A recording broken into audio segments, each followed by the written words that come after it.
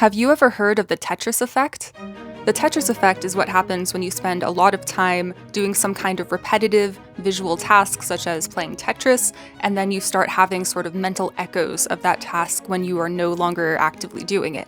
So that might be closed-eye visuals of playing Tetris or a match 3 game, long-distance driving. By closed-eye visual, I mean actually seeing it on the back of my eyelids as opposed to just in my mind's eye. And the weirdest one I've had is Pokemon Legends Arceus. I was playing a lot of Arceus and I started having these hypnagogic closed-eye visuals of a field where I was peering off seeking a critter that was off in the distance. I'd never had an experience quite like that with the Tetris effect, and it made me wonder, does the Tetris effect exist in the human psyche to allow us to kind of passively practice important skills like hunting and foraging? So I looked into it, and it probably does.